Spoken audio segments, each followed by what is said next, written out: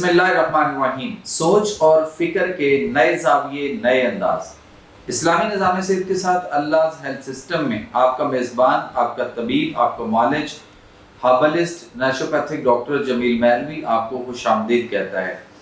آج بزم مہروی میں دوستو جو آپ سے بات ہونے جا رہی ہے وہ اللہ تعالیٰ کی بے شمار نعمتیں ہیں، اور اللہ تعالیٰ نے انسان کے لیے بہت کچھ اس کائنات میں بنایا، لیکن ہم ان چیزوں سے بہت دور جا چکے ہوئے ہیں۔ ہم ایک آرٹیفیشل لائف کے چکر میں پڑ گئے، اور ہم اللہ تعالیٰ کی بنائی ہوئی قدرتی چیزوں کو چھوڑ کر ہم پیزا، برگر، شوارما اور بہت ساری ایسے junk food, fast food, frozen food اور پانی جو اللہ کی بڑی خوبصورت نعمت ہے اس کو چھوڑ کر ہم cold drinks, soft drink, energy drinks وغیرہ کی طرف چلے گئے۔ آج جو دوستو آپ سے بات ہوگی وہ انجیر، ادرک، جو اور شہد، یہ اللہ تعالیٰ نے جو قدرتی چیزیں ہمارے لیے پیدا فرمائی، ان کے اندر اللہ تعالیٰ نے ہمارے لیے، انسان کے لیے، ہم سب کے لیے کیا فوائد رکھے، ان سے ہمیں کیا فائدے حاصل ہوں گے اور کن کن بیماریوں سے ہم بچے رہیں گے، اور اگر ہم بیمار ہو چکے ہوئے ہیں تو یہ چیزیں ہمیں کن کن بیماریوں میں کیسے فائدے دے سکتی ہیں۔ آج کا ہمارا یہ ایپیسوڈ آپ کو انشاءاللہ بہت پسند آئے گا۔ آئیے بلا تمہید چلتے ہیں اپنے ویڈیو لیکچر کی جانب۔ تو دوستو، اللہ تعالیٰ نے انسان کو کبھی بے یار و مددگار نہیں چھوڑا، وہ الولی ہے، لیکن ہم اپنے مذہب کی طرف اس نظریے سے دیکھتے ہی نہیں۔ امراض قلب ہو اور اسلام، اور انجیر، ادرک، شہد اور جو کے دلیے میں جو ہے وہ اللہ نے شفا رکھی۔ ذہنی تناؤ، مایوسی، بے ہنگم طرز زندگی، ایک دوسرے سے سبقت لے جانے کی دوڑ اور مذہب سے دوری نے ہم کو بیماریوں کے قریب کر دیا۔ وباؤں کی دنیا میں جی رہے ہیں تو بے جا نہ ہوگا۔ بیماریوں کی تعداد اور پیچیدگیوں میں اضافہ ہوتا چلا جا رہا ہے، حالانکہ خالق کائنات نے انسانی جسم کو نفاست اور مضبوطی کا حسین امتزاج دیا ہے۔ اس کا ہر عضو بنانے والے کے کمال فن کا منہ بولتا ثبوت ہے۔ امراض کی بڑھتی ہوئی تعداد میں امراض قلب سر فہرست ہے۔ دل جسم کا ایک اہم انتہائی عضو ہے جس پر کاروبار زندگی چل رہا ہے۔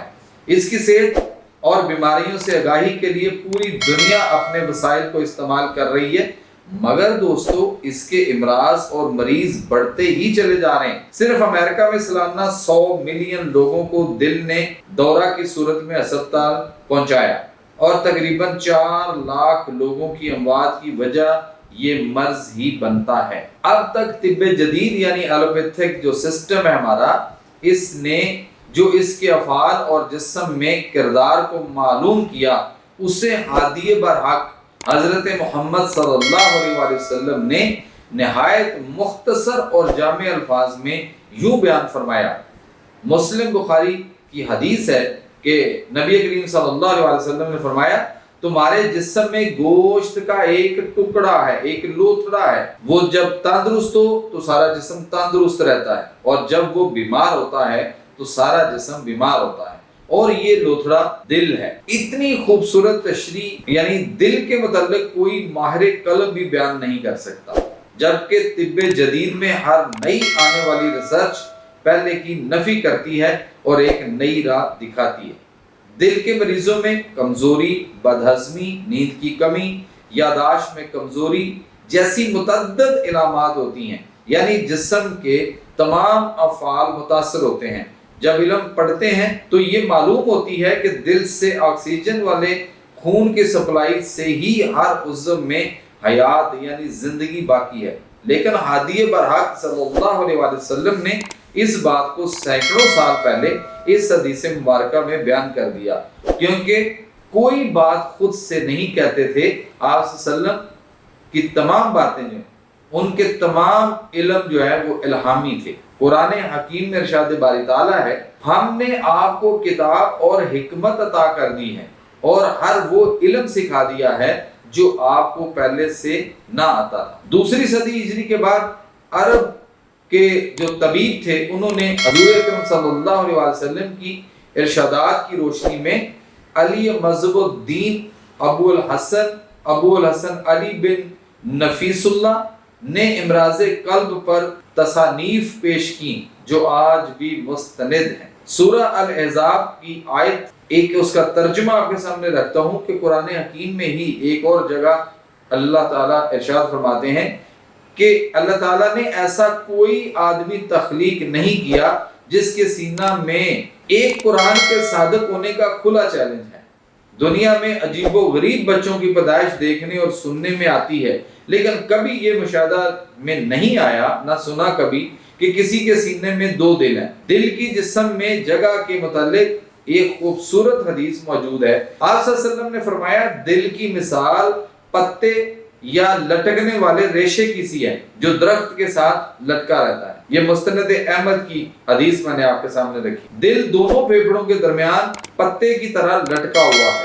سرکاری اور پرائیویٹ اسپتالوں میں امراض قلب کے ماہرین کے دروازوں پر لمبی قطاریں ہی اپنے دین کی طرف رجوع کا پیغام دوستوں دے رہی ہیں۔ ہمارے ملک میں مسائل بڑھتے اور وسائل گھٹتے چلے جا رہے ہیں، یہ بھی عارضہ قلب کے بڑھنے کی اہم وجہ ہے۔ ہم نے کسی مریض کو اس موذی مرض میں مبتلا ہونے کے بعد دواؤں کے بغیر نہیں دیکھا صاحب، بلکہ ڈاکٹر اور مریض کا رشتہ کچھ میاں بیوی کا ہو کر رہ جاتا ہے۔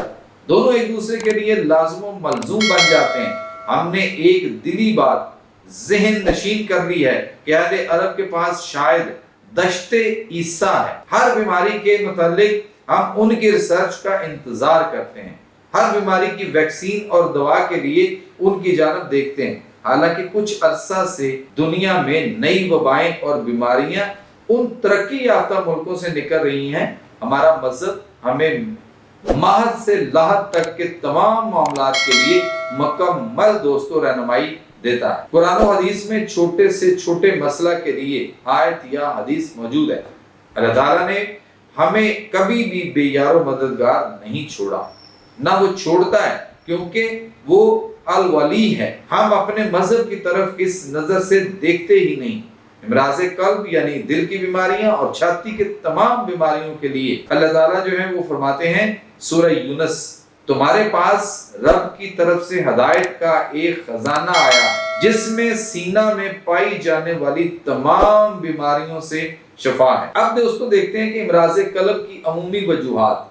نمبر 1 خون کی نالیوں کی تنگی، نمبر 2 بلند فشار خون، نمبر 3 شوگر، نمبر 4 سگریٹ نوشی، نمبر 5 موٹاپا اور نمبر 6 وراثتی بیماریاں جن کو جو ہے وہ آپ لوگ سمجھتے ہیں یا کہتے ہیں، اور اس کے بعد ہے تناؤ وغیرہ۔ ان تمام وجوہات کا اگر بغور جائزہ لیا جائے اور اسلام کا مطالعہ کیا جائے تو یہ بات واضح ہوتی ہے کہ ہمارے مذہب میں کچھ سے تو سختی سے منع کیا گیا، جیسا کہ شراب نوشی اور نشہ وغیرہ، اور کچھ سے بچنے کے لیے عمل کو بیان کیا گیا۔ قرآن پاک میں جن باتوں سے منع کیا گیا حضور اکرم صلی اللہ علیہ وسلم کے ارشاد میں ان کی وضاحت کی گئی۔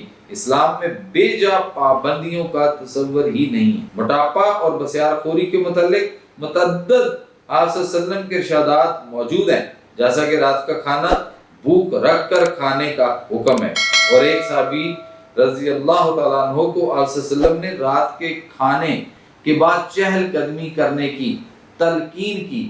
خون میں چکناہٹ کو کم کرنے کے دعوے سے مارکیٹ میں لا تعداد ادویات موجود ہیں جن کے دعوے اور اشتہارات دل فریب ہوتے ہیں، لیکن ان سب کی بجائے اگر آٹے کو چھان سمیت استعمال کریں تو کسی بھوسی فائبر کی ضرورت ہی نہیں رہتی۔ حضرت سہل بن سعد رضی اللہ تعالیٰ عنہ فرماتے ہیں کہ انہوں نے حضور صلی اللہ علیہ وسلم کے عہد مبارک میں چھلنی نہیں دیکھی تھی، یعنی جو ہم آٹا چھانتے ہیں نا، چھاننی جس کو آپ کہتے ہیں۔ حضرت عائشہ صدیقہ رضی اللہ تعالیٰ عنہ کے گھر میں آٹا چھاننے کے استعمال کرنے کا رواج نہ تھا۔ حضرت ام ایمن نے حضور صلی اللہ علیہ وسلم کو کھانے پر مدعو کیا۔ حضور نے روٹیوں کے لیے گوندا ہوا آٹا دیکھا تو فرمایا آٹے میں جو کچھ نکالا ہے اس کو دوبارہ اس میں شامل کرو اور پھر تیار کرو۔ حضرت ام ایمن آٹے کا چھان نکال کر روٹیاں پکایا کرتی تھی۔ ہم نے خون کی نالیوں میں سے چکنائی کم کرنے میں انجیر کو بھی مفید پایا۔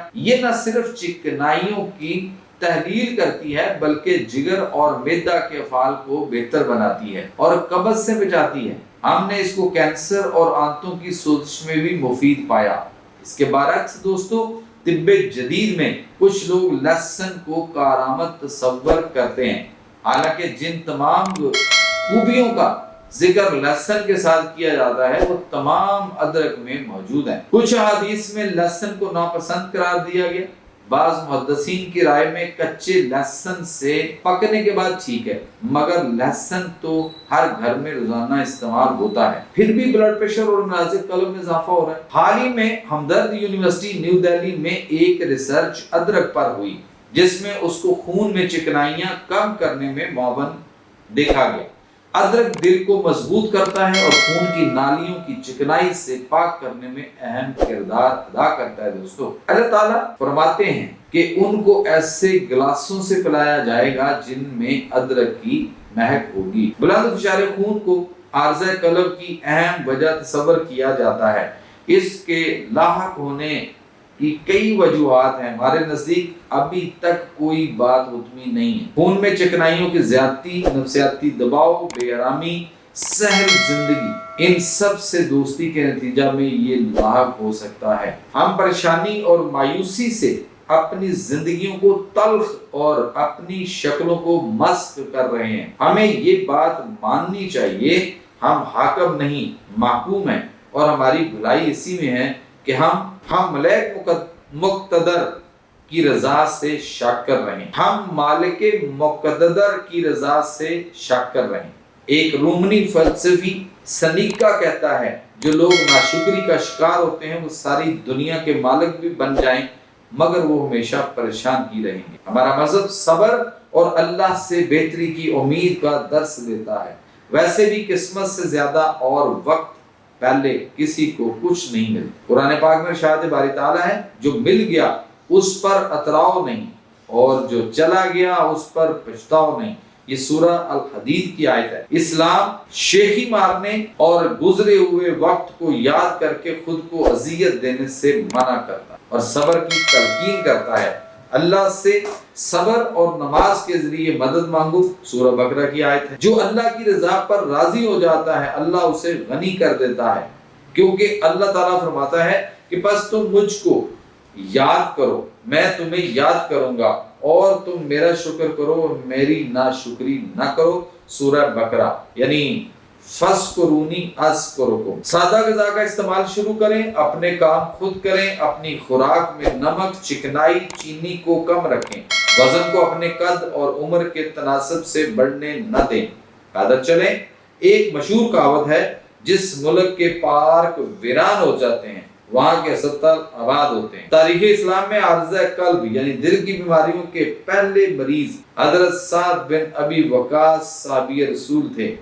انہوں نے اپنی بیماری کی جو رودات بیان کی وہ متعدد احادیث میں موجود ہے۔ وہ فرماتے ہیں کہ میں بیمار ہوا، میری قیادت کو حضور صلی اللہ علیہ وسلم تشریف لائے، انہوں نے اپنا ہاتھ میرے کاندھوں پر یا کاندھوں کے درمیان رکھا تو اس کی ٹھنڈک میری ساری چھاتی میں پھیل گئی۔ طائف میں مطب کرتا ہے، اس کو چاہیے وہ مدینہ کی 7 اجوا کھجوریں گٹھلیوں سمیت کوٹ کر اسے کھلائیں۔ یہ ابو داؤد، ابو نعیم، مسند احمد میں یہ احادیث موجود ہے۔ چھاتی میں درد دل کے دورہ کی اہم علامات: حضور اکرم صلی اللہ علیہ وسلم کو علم ہونا بے شک علم الہی کا نتیجہ ہے، الہامی علم کا نتیجہ ہے۔ آپ کا ہر فرمان وحی پر مبنی تھا۔ آپ صلی اللہ علیہ وسلم نے سعد بن وقاص رضی اللہ تعالیٰ عنہ کے لیے دعا کی اور حکیم کے لیے ہدایت نامہ بھی جاری کیا، چونکہ آپ کا ہر فعل امت کو سکھانے کے لیے تھا، اس لیے علاج خود نہیں بلکہ حکیم حارث طبیب حارث بن کلدہ کے لیے اس کے پاس اس پیشنٹ کو روانہ کیا تاکہ لوگ علاج کے لیے علم طب سے وابستہ لوگوں سے رجوع کریں۔ اس علاج کے بعد حضرت سعد بن ابی وقاص نے کئی جنگوں میں حصہ لیا اور کئی فتوحات حاصل کی۔ اس زمانہ میں آمد و رفت کے ذرائع آپ کو پتہ ہے گھوڑا یا اونٹ میسر تھے۔ ایک عارضہ قلب کا مریض شفا یاب ہونے کے بعد گھوڑے پر سواری کا سوچ بھی نہیں سکتا، اور آپ صلی اللہ علیہ وسلم نے طویل سفر جہاد کے لیے کیا۔ طب جدید کے شفا یاب مریض کے حالات سے ہم سب باخبر ہیں۔ دل کو طاقت دینے اور عارضہ قلم میں ہم نے جو کا دلیا کو بے حد مفید پایا اور سینکڑوں مریضوں کو تجویز کیا اور نتائج ہمیشہ مثبت رہے، چونکہ ہمارے اس یقین کے پیچھے ایک حدیث مبارکہ موجود تھی، دل کی بیماریوں کی ہر قسم کے لیے مکمل دوا ہے۔ یہ مسلم بخاری کی حدیث ہے۔ حضور اکرم صلی اللہ علیہ وسلم کے گھر میں کوئی بیمار ہوتا یا بھوک کی کمی کی شکایت کرتا تو اس کے لیے جو کا دلیا تجویز کیا جاتا۔ اس سلسلہ میں ایک اور حدیث موجود ہے، یہ دل سے بوجھ کو ایسے اتار دیتا ہے جیسا کہ تم سے کوئی اپنے چہرے کو دھو کر اس سے غلاظت اتار دیتا ہے۔ ترمذی شریف کی حدیث ہے۔ تحقیق جدید بھی اس کو خون کی نالیوں سے چکنائی کم کرنے میں مفید پایا ہے۔ اگر مریض کو شوگر نہ ہو تو نہار منہ اور عصر کے وقت بڑا چمچ شہد ابلے پانی میں اس کو دیا جائے۔ قرآن میں اللہ فرماتے ہیں، اور جس میں لوگوں کے لیے شفا ہے، غور و فکر کرنے والے کے لیے اس سے بھی زیادہ بڑی نشانی ہے۔ سورہ نحل آیت نمبر 21۔ اور جس کو قرآن حکیم شفا کا ذریعہ قرار دے دے اس کو کوئی غلط ثابت نہیں کر سکتا۔ ناشتہ میں جو کا دلیا، 7 کھجوریں اور گٹھلیوں کا پاؤڈر تو حضور اکرم صلی اللہ علیہ وسلم کے حکم کے مطابق ہے۔ اجوا کھجوریں جو کہ بہت مہنگی ہیں، اس لیے اگر ان کو برکت کے طور پر کچھ تعداد میں استعمال شامل کر لیا جائے تو نتائج حاصل ہو جاتے ہیں۔ کہی دانہ جس کو صفر جل بھی کہا جاتا ہے، اس کا مربع اگر حاصل ہو جائے تو یہ علاج میں بڑا معاون ہے، دل کو طاقت دینے میں لاجواب ہے، یہ مقوی قلب اور اعصاب ہے، اور اس کا حصول ذرا مشکل ہے کیونکہ بازار میں ملنے والا بی کا مربع رنگ ملا ہوتا ہے اور رنگ کے متعلق بہت سی باتیں منفی ہیں۔ اور دوسرا، امام ابن القیم نے بی کے مربع کو شہد میں تیار کرنے کی رائے دی۔ حضرت جابر بن عبداللہ رضی اللہ تعالیٰ عنہ سے روایت ہے کہ آپ صلی اللہ علیہ وسلم نے فرمایا، بی استعمال کرو، بی کھایا کرو، بی دانہ، یہ دل کے دورے کو درست کرتی ہے اور سینہ پر بوجھ کو اتار دیتی ہے۔ حضرت طلحہ بن عبداللہ ایک روایت فرماتے ہیں کہ حضور اکرم صلی اللہ علیہ وسلم نے فرمایا، اے ابی ذر، یہ دل کو طاقت دیتا ہے، سانس کو خوشبودار بناتا ہے اور سینے پر سے بوجھ اٹھا دیتا ہے۔ اس کی افادیت ہمارے مشاہدے کے مطابق نہار منہ کھانے میں زیادہ ہے۔ طب نبوی میں یوں تو کافی ادویہ کا ذکر موجود ہے، لیکن مراز قلب میں دوستو ہم نے معتبری، حبل، رمتاؤ، کاسنی کے بیج اور کلونجی کو مفید پایا۔ ان تمام ادویہ کا تناسب دل کی بیماریوں کی نوعیت اور شدت کے مطابق ترتیب دیا جانا چاہیے، اور اس میں عمر کو بھی مد نظر رکھا جائے۔ اس کے لیے علم طب سے واقفیت بلکہ کوالیفائڈ ہونا ضروری ہے، اور اس کے ساتھ اللہ تعالیٰ سے اس کا رحم اور فضل طلب کیا جائے، کیونکہ شفا اللہ ہی کی جانب سے ہے۔ حضور اکرم صلی اللہ علیہ وسلم کا بھی یہی ارشاد ہے کہ قرآن بہترین دوا ہے۔ اس کے لیے سورہ یونس کی آیت نمبر 57 اور سورہ الحجر کی آیت نمبر 97، 98، 99 سینہ پر ہاتھ رکھ کر صبح شام 3 مرتبہ پڑھی جائے، اس کے اول و آخر میں درود پڑھا جائے اور نماز کی پابندی کی جائے تو شفا یقینی ہو جاتی ہے۔ تو یہ تھا دوستو آج کا بزم معربی، جس میں ہم نے بات کی کہ انجیر، ادرک، شہد اور جو کا دلیا، کتنی خوبصورت اللہ تعالیٰ نے یہ چیزیں انسان کے لیے اتاری۔ انجیر جس کے لیے اللہ نے قسمیں اٹھائیں، ادرک جس کا ذکر قرآن میں ہے کہ جنتیوں کو جنت میں ادرک کا کعوہ دیا جائے گا، اور اس کے بعد شہد، سورہ نحل قرآن کے اندر ایک پورا چیپٹر، ایک سورہ موجود ہے، اور اس کے بعد آ گیا جو نبی پاک صلی اللہ علیہ وسلم کے پسندیدہ قرآن۔ اس لیے بتانا آپ کو مقصد یہ تھا کہ آپ ان باتوں سے غور و فکر کے ساتھ عمل کرتے ہوئے اپنے آپ کو مختلف بیماریوں سے بچا سکتے ہیں۔ اللہ نے شفا رکھی ہے، کوئی مرض لا علاج نہیں ہے، بشرطے کہ ہم اپنا ٹریک سیدھا کریں۔ اللہ نے جس چیزوں میں شفا رکھی ہے قدرتی چیز، وہ نیچروپیتھک سسٹم، وہ قدرتی طریقہ علاج، اس کی طرف لوٹائیں، یقیناً شفا آپ کا مقدر بنے گی۔ اور بیماریوں سے، اور جو روزانہ بلا ناغہ دوائیاں آپ 10، 15، 20 گولیاں روزانہ کھاتے ہیں، ان سے بھی جان چھوٹے گی۔ بزم معربی اپنے طبیب، اپنے معالج، ہربلسٹ، نیچروپیتھک ڈاکٹر جمیل معربی اجازت دیجیے، کل انشاءاللہ پھر آپ سے ملاقات ہوگی۔ اللہ ہمیں نصیب